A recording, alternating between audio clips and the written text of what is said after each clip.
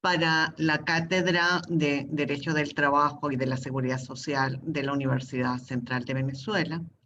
Es un placer tener como invitado al profesor Óscar Hernández Álvarez, que nos va a dar una clase sobre el tema de las fuentes. Bienvenido, profesor. Muchas gracias.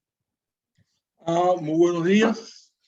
Para mí es un placer el tener este contacto, esta clase con alumnos de la Universidad Central de Venezuela, que es mi alma mater. Allí hice mis estudios de Derecho y también he sido profesor invitado en las clases de posgrado de la universidad.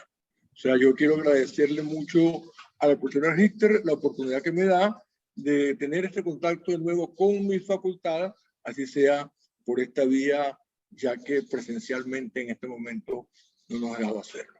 El tema que me ha pedido Jacqueline que hable es el tema de la fuente del derecho del trabajo. Cuando hablamos de fuentes de derecho en general, nos estamos refiriendo a los actos en que se produce la norma jurídica, es decir, son los orígenes del derecho. Fuente del derecho es todo aquel acto capaz de producir una norma jurídica. La clasificación de las fuentes del derecho es general, es un tema que es de teoría general del derecho, pero vamos a tratar, digamos, de exponer las particularidades que tiene en nuestra disciplina, en el derecho laboral. Podemos clasificar las fuentes del derecho del trabajo en fuentes internacionales y fuentes nacionales. Las fuentes internacionales pueden ser a su vez mundiales o regionales. Fuentes mundiales son aquellas que abarcan pues toda el planeta, fundamentalmente producidas por organismos como la OIT o como la ONU, y las fuentes regionales son las que se dan en aquellos grupos de integración regional que han surgido pues a partir del siglo XX. Las fuentes nacionales son las que se producen en un país determinado, las podemos clasificar a su vez en fuentes heterónomas o estadales. Son fuentes, se llaman heterónomas porque se aplican desde fuera a la voluntad de las partes, están promulgadas por el Estado, y las fuentes autónomas o convencionales, que son aquellas que son producidas por las propias partes. Vamos a ver primero cuáles son las fuentes internacionales. Y podemos ver que fundamentalmente son, por una parte, las normas emanadas de la Organización Internacional del Trabajo, que son, por supuesto, las más importantes. Hay también normas emanadas de otras organizaciones, tanto internacionales como regionales, y también hay los tratados bilaterales. Es decir, todas estas fuentes tienen la característica que se producen más allá de los límites nacionales territoriales de un determinado país. Las normas de la OIT. En primer lugar, debemos decir que se clasifican en dos. Pueden ser convenios o pueden ser recomendaciones. Los convenios tienen la particularidad de que son de carácter vinculante, obligatorio para aquellos estados que lo ratifican. O sea, el convenio es, por decirlo así, como una especie de norma legal, por llamarlo de alguna manera, que está aprobada por la Conferencia Internacional de Trabajo en una discusión, digamos, cuasi parlamentaria, y una vez que está aprobado, todos los estados tienen la obligación de someterlo a la consideración de sus órganos parlamentarios. Es decir, vamos a estar claros, los convenios de la OIT no tienen una vigencia por sí sola, sino que requieren ser ratificados por el Estado miembro. Pero el Estado miembro tiene la obligación de someterlo a la consideración de su parlamento. Las recomendaciones, por el contrario, son cuerpos que se llaman normativos, aunque ese carácter de normatividad ahí es discutible porque no tienen vocación de ser obligatorias. Las recomendaciones no pueden ser objeto de ratificación. Son simplemente orientaciones generales que da la conferencia para decirle a los Estados miembros cómo sería bueno implementar una determinada política social, tratar un determinado problema. Pero no van a tener un carácter vinculante. La única obligatoriedad que se deriva de una recomendación es la que el Estado miembro debe informar periódicamente a la organización qué medidas han tomado para darle cumplimiento a esas recomendaciones. Si no han tomado ninguna medida, pues el Estado miembro cumple con informar, que no han tomado ninguna medida para esa recomendación. Es decir, esa recomendación no les parece interesante, no le quieren dar aplicación y no están obligados a darse. Lo que es muy frecuente en la OIT es la figura de un convenio complementado por una recomendación. La discusión de las normas internacionales de trabajo es muy compleja, porque deben ser aprobadas por mayoría, y la mayoría en la OIT supone no solamente un acuerdo entre países de muy distinto origen, de muy distintas condiciones, de muy distinta cultura, sino que también deben ser aprobadas por una mayoría de los grupos que tiene la OIT, que son los grupos de gobierno, los grupos de trabajadores y los grupos de empresarios. Entonces hay que tener una discusión, un diálogo muy abierto para poder conseguir esa mayoría. Es frecuente que en la discusión de una norma se llega a acuerdos sobre un determinado punto que permiten incorporarlo a un convenio con vocación de ser ratificado y en consecuencia de tratarse de una norma obligatoria, pero sobre otros puntos no se llega necesariamente a esa mayoría. Entonces, lo que es frecuente es que en este caso los puntos sobre los cuales se llega al acuerdo formen parte del convenio y aquellos puntos que no han llegado a un acuerdo mayoritario, pero que sin embargo han tenido un apoyo, vamos a decir, significativo, se establecen en una recomendación y de ahí sale la figura del convenio complementado por una recomendación.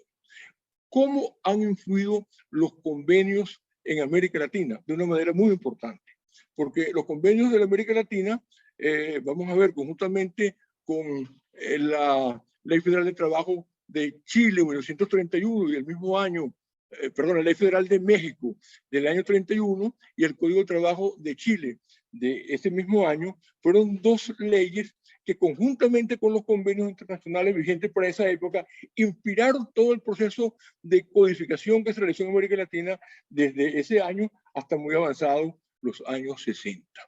Entonces, esa es una nota que hay que dar en cuanto a lo que para América Latina significan las normas de la OIT. Otra nota característica es que existe un alto número de ratificaciones de convenios en los países de América Latina. Después de Europa Occidental, la región del mundo que tiene un mayor número de ratificaciones es América Latina. Y otro importante elemento característico que ha ocurrido en América Latina en relación a las normas de la OIT es que se le ha dado un gran aporte a la concepción monista sobre la ratificación de los convenios. Les recuerdo, yo creo que ustedes vieron derecho internacional privado en materia de convenios internacionales, de normas internacionales, hay dos concepciones. La monista, que dice que el derecho es uno solo y que cuando una norma internacional es aprobada, tiene inmediatamente con una aplicación obligatoria en el país, y la dualista que dice que el orden internacional es uno, el orden nacional es otro, y que las normas internacionales no tienen absolutamente ninguna importancia, o no tienen ninguna vigencia vinculante dentro del orden nacional, sino han sido ratificados previamente, han sido incorporados, digamos, por un acto expreso del Parlamento. En segundo lugar, tenemos las normas de la ONU. Fundamentalmente la Declaración Universal de los Derechos Humanos de 1948. Hay un artículo, el artículo 23, que se refiere a los derechos sociales y laborales de manera específica, y hay dos pactos que fueron aprobados en 1966. Es el Pacto Internacional de Derechos Civiles y Políticos, los artículos 20 al 22 se refieren a los derechos sociales, y el Pacto Internacional de Derechos Económicos, Sociales y Culturales, cuyos artículos 6 a 9 también tienen una referencia específica para lo que son los derechos sociales y laborales. Estos pactos han sido ratificados por la mayor parte de los estados latinoamericanos y tienen la importancia de que muchas de sus normas son normas concretas que permiten una actuación específica, es decir, que cualquier justiciable puede acudir ante un tribunal pidiendo la aplicación de esos pactos. Como cosa importante, podemos ver que en ambas estas normas de la ONU reconocen expresamente el derecho de huelga, que no está reconocido como tal por ningún convenio de la OIT, aun cuando la opinión de la Comisión de Expertos de Libertad y de la Comisión de Normas de la Conferencia y del Comité de Libertad Sindical es que la autonomía sindical para actuar en defensa de los intereses de sus interesados, de los intereses de sus afiliados, comprende el derecho de huelga. Pero esta cuestión ha sido, digamos, últimamente debatida porque el grupo empleador, a partir de los años 90, después de la caída del muro de Berlín, han dicho que esta opinión de los órganos de interpretación no es vinculante porque el convenio 87 no habla expresamente de la huelga. Es importante decir que es curioso que una organización como la OIT, dedicada especialmente al mundo del trabajo, no reconozca el derecho de huelga, que por el contrario sí está reconocido en estas normas de la ONU. Luego vienen las normas de la Unión Europea. La experiencia de integración más importante que hay en el mundo es de la Unión Europea. La Unión Europea tiene una organización muy compleja y un sistema de producción de normas que también es muy complicado. Existe el Convenio Europeo de Protección de los Derechos Humanos y de las Libertades Fundamentales, el Tratado de Roma de 1950, la Carta Social Europea firmada en Turín en 1961, pero hay además todo un sistema de reglamentos y directivas muy complejo y muy amplio que regulan, digamos, de una manera específica materias que tienen que ver con el mundo del trabajo.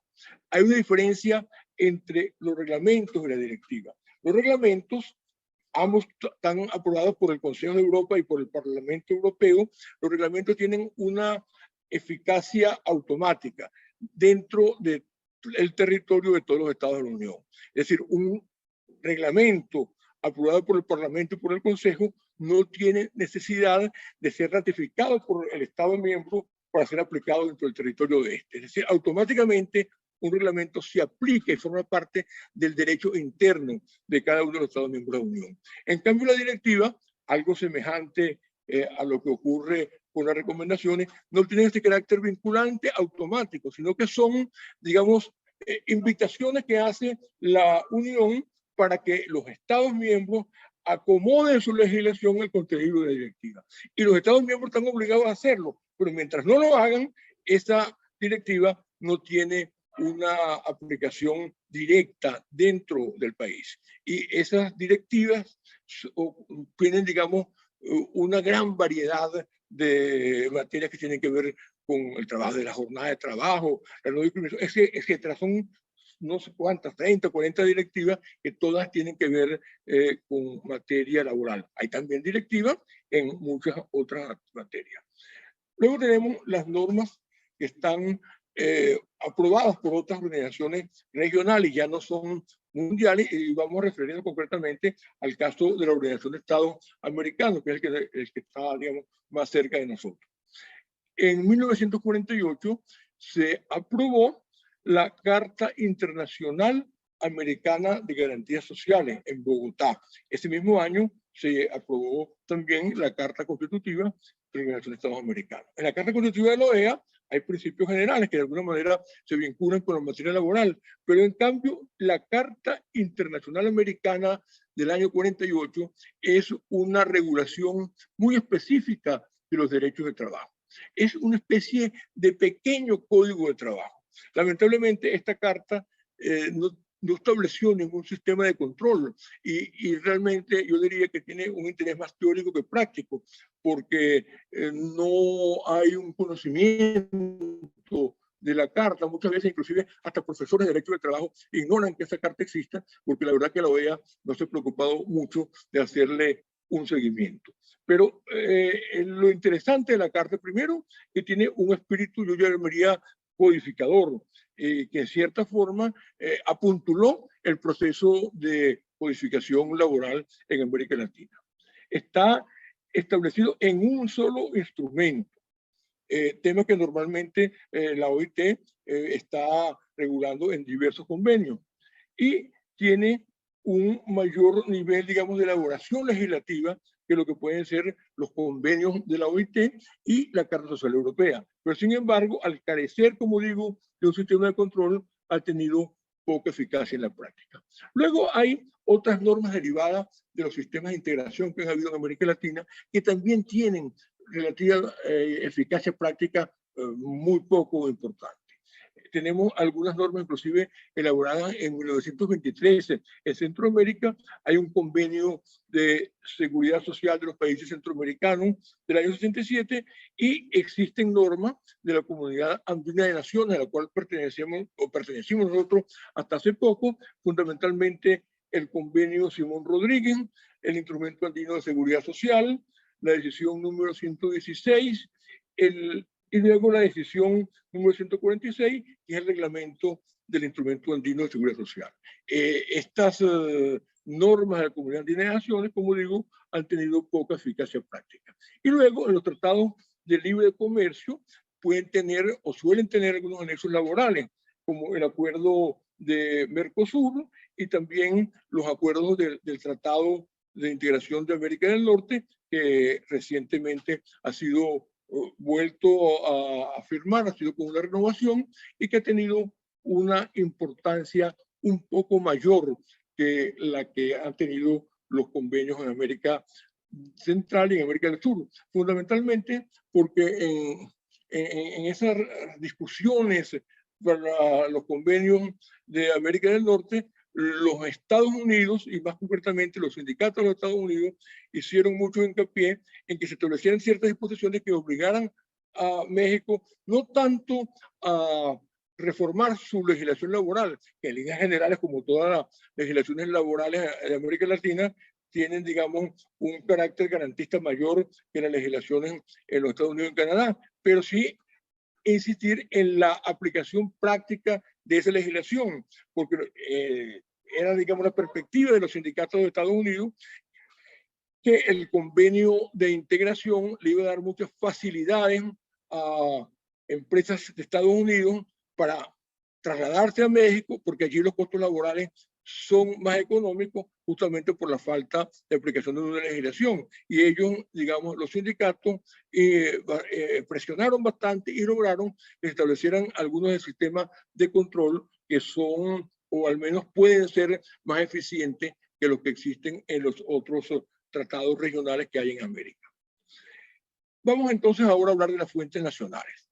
Yo decía que pueden ser heterónomas y autónomas. ¿Cuáles son las fuentes nacionales heterónomas? Las impuestas por el Estado. En primer lugar, la Constitución. Es muy importante que, sobre todo en las últimas décadas, a partir, digamos, de finales del siglo XX, se ha producido en el derecho constitucional una tendencia a relevar la importancia de la Constitución. Es decir, la ley dejó de ser el centro de imputación normativa principal en los países para hacerlo la Constitución. Y las constituciones que comenzaron, digamos, a aprobarse después de la segunda mitad del siglo XX, eran constituciones que no se limitaban a establecer, digamos, principios generales, como decir, todo el mundo tiene el derecho al trabajo, el trabajador debe tener un salario justo, sino que algunas de ellas no solamente incluyen estas declaraciones, sino que establecen, por una parte, programas de acción legislativa, en la cual el constituyente le está dando al legislador ordinario instrucciones precisas de una normatividad que debe ser creada por el legislador. Pero además de eso, y es lo más importante, hay normas jurídicas en la Constitución que son susceptibles de aplicación inmediata. Como un ejemplo, por ejemplo, la jornada de trabajo. La Constitución dice que la jornada de trabajo no puede pasar más de 8 horas diarias y establece también una limitación de las horas nocturnas. No hace falta que haya habido una reforma legislativa, y en Venezuela tenemos un ejemplo concreto, porque en Venezuela la Constitución rebajó la jornada de trabajo a límites que estaban inferiores de la ley, y la Corte Suprema de Justicia y luego el Tribunal Supremo estableció que no se requería reformar la ley para darle cumplimiento a esa norma de la Constitución. Es decir, las constituciones a partir de la segunda mitad del siglo XX suelen contener disposiciones que pueden ser jurídicamente aplicables, que pueden, digamos, ser reclamadas su cumplimiento por los ciudadanos ante un determinado tribunal. Todo esto es lo que se ha llamado el constitucionalismo social, que nace justamente en América Latina, con la Constitución de México del año 17, la Constitución de Querétaro, que establece por primera vez una serie de normas concretas en materia social. Luego, a partir de ese año, se fueron realizando una serie de reformas constitucionales que paulatinamente fueron profundizando ese constitucionalismo social. ¿Y qué importancia tiene la Constitución como fuente de derecho en América Latina? Yo les decía al principio que este tema de la fuente es general y que yo voy tratando más bien de hacer particularidades, no solamente en cuanto al derecho del trabajo como disciplina, sino en cuanto a lo que estas fuentes significan concretamente en nuestra región latinoamericana. La profusión de textos de orden social ha sido muy importante en América Latina, pero ha tenido una ventaja, que en una región durante mucho tiempo prevalecieron los regímenes autoritarios, permitió la supervivencia de una concepción democrática, al menos del sistema teórico de la democracia, por encima de los regímenes autoritarios. Es decir, ninguno o muy pocos de los regímenes autoritarios, de las dictaduras militares que ha habido en América Latina, llegaron prácticamente a desmantelar la concepción democrática del Estado y la concepción democrática de relaciones de trabajo.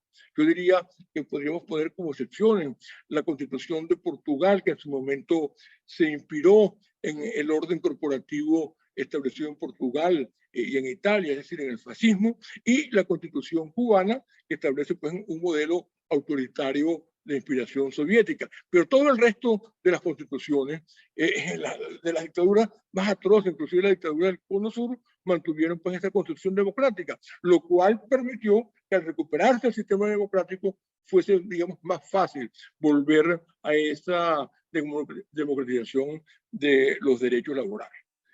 La otra fuente nacional muy importante es la legislación. La legislación es, digamos, la fuente más importante del derecho del trabajo, y en América Latina hay una vocación clara de sustituir la autonomía y la voluntad de las partes a través de la legislación. No obstante que a partir de finales de la década del siglo XX, la concepción neoliberalista, que tuvo mucha importancia, sobre todo en la época de Reagan y de la Thatcher, tomó, digamos, mucho cuerpo y llegó a inspirar algunas regulaciones que fueron un tanto desreguladoras, un tanto flexibilizadoras y que atendían a la autonomía de la voluntad. En nuestra región, la legislación tiene una clara concepción de orden público y que está, pues, digamos, llamada a sustituir la voluntad de las partes. Una característica de la legislación como fuente del trabajo en América Latina es lo que yo llamo la permeabilidad de los diferentes sistemas legislativos nacionales. O sea, hubo una influencia que, como decía al principio, perdón, fue inicialmente producida por la Ley Federal del Trabajo de México y el Código del Trabajo de Chile, que de norte a sur y de sur a norte fueron siendo acogidos por muchas legislaciones en América Latina. De hecho, todo el proceso de codificación que se hizo en todos los códigos establecidos en los años 40 y 50 tuvieron muy importante influencia de esas legislaciones, además también pues de los convenios internacionales de trabajo. Ya más recientemente hay, digamos, influencias más particularizadas en las distintas legislaciones. La otra característica de nuestra legislación es que está muy claramente establecido su carácter imperativo. El derecho del trabajo es un derecho imperativo. En consecuencia, hay el principio de irrenunciabilidad que está establecido por la mayor parte de las constituciones y que determina que no sea válida cualquier renuncia que el trabajador haga a los derechos que la Constitución le da, que la ley le da. Y también hay el principio de la territorialidad, que está vigente en todos los países de América Latina y que determina que las relaciones laborales que se llevan en el territorio del país deben llevarse a cabo y deben regirse por las leyes nacionales, independientemente de que las empresas sean extranjeras o de que los trabajadores sean extranjeros o de que el contrato se haga dentro de un país para ser ejecutado en otro. La otra característica que tenemos en América Latina es el tema de la codificación. Todos los países han codificado y han venido, digamos, perfeccionando esta codificación, salvo 3 países. Uruguay, que solamente tiene leyes, digamos, más o menos dispersas para algunas materias. Lo mismo ocurre en Perú. Y en Argentina hay una ley de contrato de trabajo que reúne, digamos, la regulación de todo lo que es la parte individual, pero que no tiene, digamos, como los otros códigos, una regulación total del derecho del trabajo. Otra característica muy particular de América Latina en materia de la fuente legislativa es que hay un frecuente ejercicio de las facultades legislativas por parte del Poder Ejecutivo. Muchas veces la legislación laboral requiere ajustarse muy rápidamente por los cambios que hay y como los procesos legislativos son más lentos, entonces el Poder Ejecutivo ha asumido en ocasiones esa legislación, esa función legislativa. Algunas veces son los gobiernos de facto, estas dictaduras militares que durante mucho tiempo fueron prevalecientes en la región y que simplemente asumían de hecho la función desde el Parlamento, que muchas veces era, digamos, disuelto, pero otras veces es el Parlamento el que hace una delegación al Poder Ejecutivo. Son lo que en Venezuela llamamos las leyes delegadas.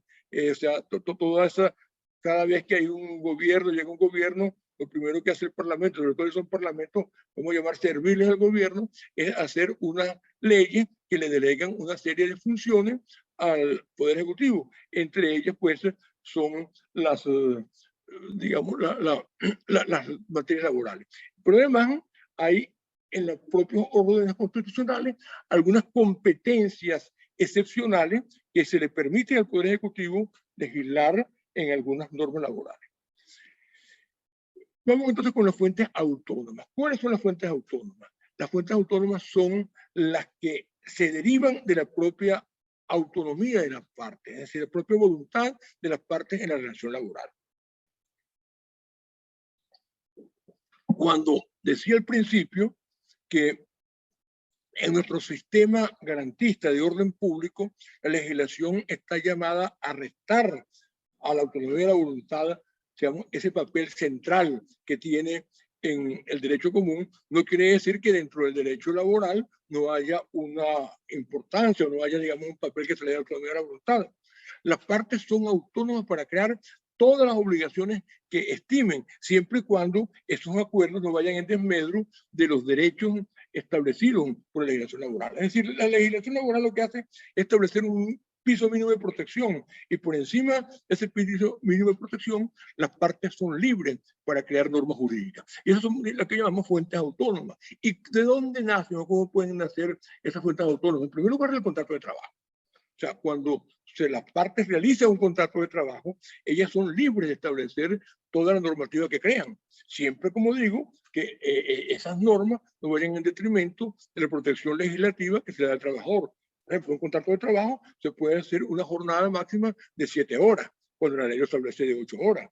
En un contrato de trabajo se pueden establecer ciertas facultades para el trabajador, inclusive para el empleador, que no estén en la ley, siempre y cuando no constituyan una contradicción con las disposiciones normativas. Por eso los contratos de trabajo son, en realidad, yo diría, una fuente muy importante. En nuestro país, en Venezuela, no es muy frecuente la realización de contratos de trabajo, sobre todo, digamos, en la generalidad de los trabajadores. Se hace contrato de trabajo cuando se quiere hacer un contrato por tiempo determinado. O sea, tú quieres establecer fundamentalmente que la vigencia del contrato sea por un determinado tiempo. Y en ese momento, entonces, las partes tienen que acudir necesariamente a un contrato escrito. Fuera de eso, los contratos escritos son más bien usados para los altos empleados. Los altos empleados que suelen tener una serie de condiciones muy específicas, pues en oportunidades se requiere de ese contrato escrito. Por lo demás, los contratos en la gran mayoría de los trabajadores son verbales. Sobre todo, como digo, yo diría que si no hay la fijación de un término, el 90% o quizás más de los contratos de trabajo en Venezuela son verbales. El contrato escrito, cuando se trata de relaciones por tiempo determinado, es una excepción. La segunda fuente, que es la más importante porque además es la más característica del derecho laboral, es el convenio colectivo o contrato colectivo que se llama en otros países, convención colectiva, lo llama nuestra legislación. Es un acuerdo que depende ya no de la autonomía individual de trabajadores y empresarios, sino de la autonomía colectiva de los grupos profesionales. Y estos grupos profesionales llegan a acuerdos que deben seguir un procedimiento establecido por la ley en una negociación colectiva que en todos nuestros países, unos más y otros menos, pero en general está muy reglamentada por la ley. Nuestras legislaciones en América Latina suelen ser bastante procedimentalistas y formalistas en la negociación colectiva y además deben tener ciertas formalidades que establece la ley.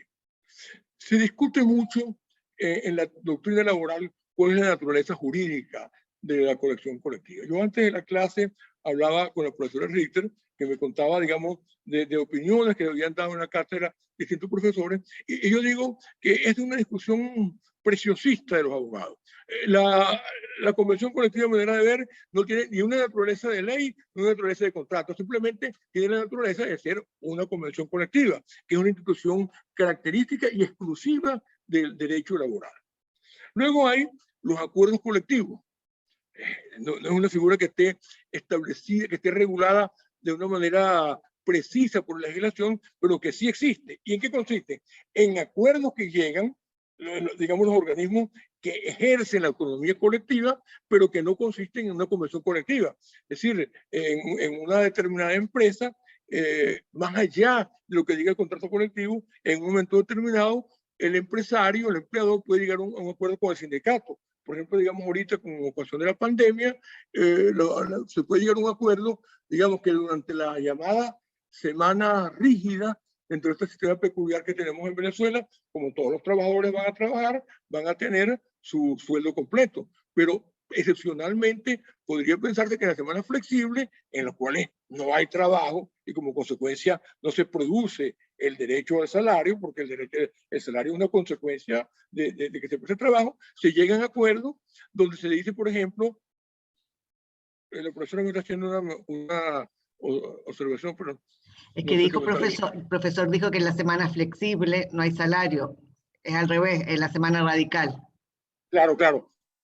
La semana radical no hay trabajo, entonces no se paga el salario, pero se puede llegar a un acuerdo mediante el cual la empresa, por ejemplo, conviene que le va a pagar el salario básico, más no le va a pagar todos los otros beneficios adicionales. Y eso no es un contrato colectivo, porque no se ha hecho ni con el procedimiento propio de la negociación colectiva, ni tampoco se ha depositado en la Inspectoría del Trabajo y se han cubierto las formalidades, pero es un acuerdo colectivo que es una fuente de derecho.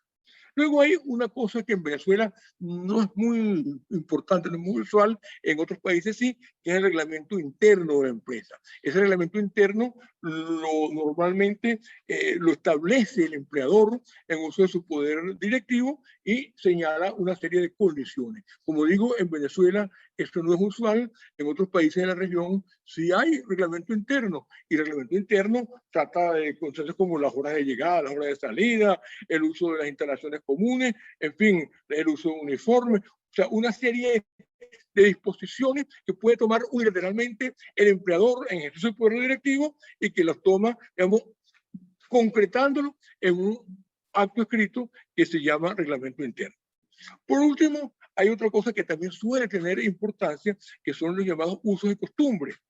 Y los usos y costumbres tienen importancia, sobre todo por la teoría, digamos, de los derechos adquiridos. En una empresa en la cual el contrato colectivo no establece, por ejemplo, que el viernes en la tarde sea libre, y tampoco está establecido en los convenios colectivos, pero desde hace 5, 6 o 7 años se ha venido dándole a los trabajadores libertad para que no trabajen el viernes, trabajen, digamos, hasta las 2 de la tarde y se vayan, y un buen día el empleador dice, no, de ahora en adelante vamos a trabajar los viernes. Entonces, en esos casos, los empleadores, el trabajador, el sindicato puede perfectamente decir que ese viernes en la tarde libre es un derecho adquirido por el trabajador como consecuencia, pues, de ese uso, y por eso entonces el uso y la costumbre también pueden ser, digamos, lo que yo llamaría pues una fuente autónoma de derecho del trabajo. Bueno, con eso creo que está ya concluido lo que yo quería exponer. Yo no sé si la conferencia está interactiva, si hay la posibilidad de comentarios, preguntas. Bueno, pero en todo caso, de nuevo, muchas gracias. Yo le tengo algunas preguntas, profesor. podríamos decir que las fuentes, para que los estudiantes les quede claro, pueden ser heterónomas y autónomas. Exactamente. Y nacionales e internacionales. Ese, digamos, es el gran cuadro de clasificación. Exacto. Y que las heterónomas pueden ser de origen internacional, como por ejemplo todos los pactos y tratados que usted nombró, y algunas de origen nacional, como es la ley, la constitución. Y las autónomas también pueden ser internacionales si hay contratos colectivos internacionales y nacionales. En los últimos años, usando un término que yo sé que a usted no le gusta cuando hablamos en inglés, el famoso SOLOP o derecho suave. ¿Dónde ubicaría usted el derecho suave como fuente? Si es que el derecho suave o el SOLOP es una fuente de derecho. Es una fuente relativa, ¿no? En materia laboral, ese soft law fundamentalmente se refleja en los llamados códigos de conducta. Los códigos de conducta tienen una... En Venezuela no son muy usados, pero en América Latina hay unos cuantos, no son muchos. Pero los códigos de conducta generalmente son producto de una disposición unilateral del empleador. O sea, que tendría el característico de ser una fuente autónoma porque no se le está imponiendo el Estado. Es el empleador el que establece esa fuente. Por supuesto que los códigos de conducta tienen que respetar las disposiciones imperativas del derecho laboral. Un código de conducta no puede establecer disposiciones que sean diferentes o que sean contrarias a lo que establece la legislación laboral. Y se ha discutido si es una fuente o no del derecho, o sea, es decir, si produce o no una vinculación. Yo creo que en cierta forma sí, por lo siguiente, porque el empleador, al producir ese código de conducta, está expresando una voluntad jurídica que le obliga, porque todas las expresiones de voluntad son vinculantes. Y pienso yo, digo, es una materia muy discutida, entre otras cosas, con poca significancia jurisprudencial en América Latina, porque son muy pocos los códigos de conducta que hay. Yo creo que si un empleador realiza en su empresa disposiciones que trata de imponerle a los trabajadores y que son contrarias al código de conducta, yo creo que perfectamente el trabajador puede dirigirse al juez diciéndole esta disposición no es válida porque el código de conducta dice lo contrario. O sea, en ese sentido, sí sería una fuente de derecho. ¿Sería una fuente de derecho similar o diferente al reglamento interno de la empresa? Sí, porque el reglamento interno establece cosas muy puntuales. El código de conducta es más que todo una manifestación de orden ético, donde el empleador se compromete a realizar ciertas conductas en beneficio de la buena fe en la ejecución del contrato. El reglamento interno de la empresa es cosa más concreta. Es decir, por ejemplo, los trabajadores después de que lleguen a las 8 de la mañana tienen que ir al sitio a ponerse su uniforme. Y después de terminar la labor, tienen que quitar el uniforme antes de salir a su casa. Son cosas de ese tipo, lo que establece que el código de conducta, lo que establece es la buena fe en el cumplimiento de las obligaciones. Son muy genéricos y son fundamentalmente establecidos por las empresas multinacionales. Hay algunos códigos de conducta muy extensos. Yo tengo un trabajo sobre eso que, por cierto, creo que no lo he difundido en Venezuela. Fue una ponencia que me pidieron una vez en Brasil, y yo te lo puedo mandar y se lo pueden repartir a los estudiantes, porque es una cosa que es como un avis rara, pues. O sea, es algo de curiosidad.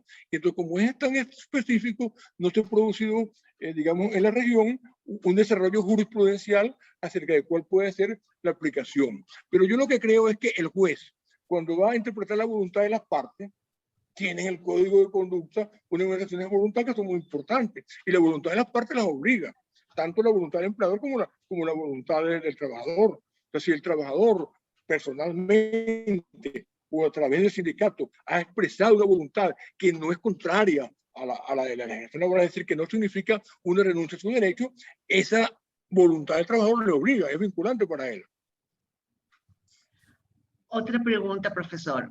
Usted dio mucha importancia a lo que se denomina el proceso de constitucionalización de las normas laborales, que en América Latina, en general, la mayoría de las constituciones consagran una importante cantidad de normas en relación a la regulación del trabajo.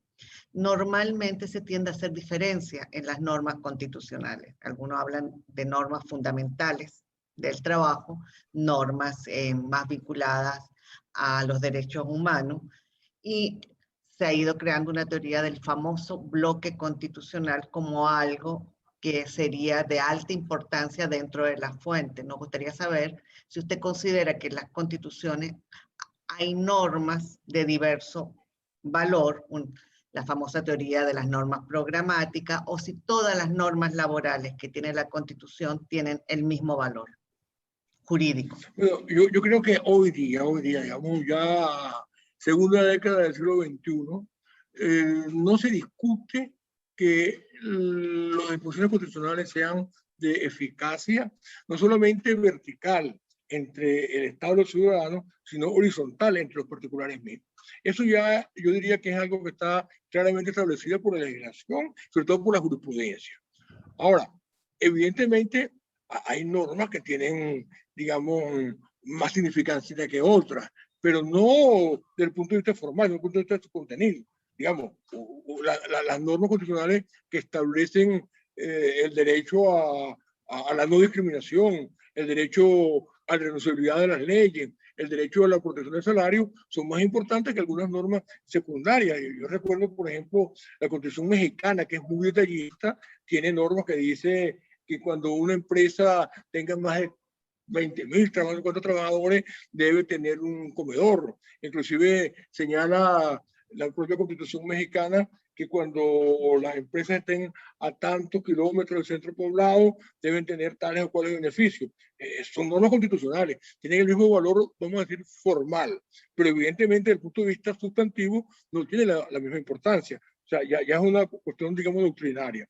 Ahora, lo que es muy interesante es lo del bloque de la constitucionalidad, que yo no lo mencioné, he debido mencionarlo, porque el bloque de la constitucionalidad lo que supone es que además del texto expreso de la Constitución, hay otras normativas que tienen el mismo valor.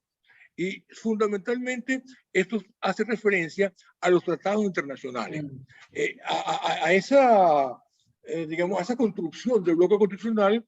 En algunos países se llevó por interpretación jurisprudencial. Es una teoría originaria de Francia, donde el Consejo de Estado, por ahí por los años 70, dijo que no solamente la Constitución, sino que el preámbulo de la Constitución del 48, que no tenía por qué tener valor, porque es una constitución, formaba parte del bloque de la constitucionalidad. ¿Por qué? Porque los principios que estaban ahí fueron los que animaron todo, digamos, lo que fue la construcción postguerra democrática de Francia, y que por lo tanto tenía un mismo valor. Y además se estableció por la vía jurisprudencial que los tratados que hablan sobre los derechos humanos tienen el mismo valor de la Constitución. En otros países, entre ellos el nuestro, hay un artículo, si mal no recuerdo, creo que es el 123, que expresamente integra al bloque de la constitucionalidad todos esos tratados. Y es una cosa que se ha discutido, pero a mí me parece que es claro que tienen esos tratados sobre derechos humanos, tienen un carácter supraconstitucional. ¿Por qué? Porque la Constitución lo dice que los tratados que estén en principios que tengan relación con los derechos humanos, tienen una vigencia superior a la Constitución, y que ninguna disposición legal ni constitucional puede contrariar a esos tratados.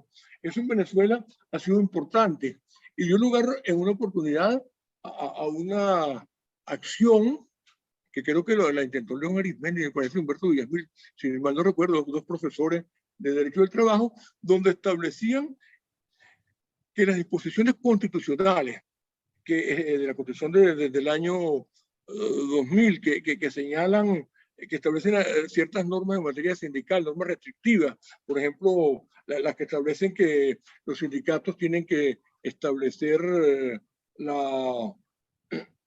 ¿cómo se llama? La declaración de sus bienes personales ante la Contraloría General de la República. Y todo lo que tiene que ver con la denominada mora sindical eran anticonstitucionales, aun cuando estaban dentro de la propia Constitución, porque eran contrarias al convenio 187 sobre la libertad sindical de la OIT. Por supuesto que esa acción fue declarada sin lugar por la Sala Constitucional, por razones que todos comprendemos, son razones de orden político, pero me parece que el fundamento es totalmente válido. Es decir, el bloque de la constitucionalidad supone, más allá del texto escrito de la Constitución, una serie de principios y derechos fundamentales que están más allá. Por eso cuando se habla de los derechos fundamentales, yo soy de lo que pienso que no es adecuada esa concepción positivista que dice, bueno, los derechos fundamentales son los que están en la Constitución, ¿no? Yo creo que los derechos fundamentales son algo que está por encima de la Constitución, es decir, que nacen antes de la Constitución. Son derechos que pertenecen al ser humano y que la Constitución lo que hace es recogerlo y reconocerlo, darle una expresión positiva. Bueno, profesor, muchas gracias por su tiempo y ha sido un placer tenerlo. Esperamos que en algún momento, cuando volvamos a la normalidad, poderlo invitar a su casa de estudio. Gracias. Bueno, muchas gracias, Jackie. Muy agradecido a ti. Hasta luego. Hasta luego. Ya terminé.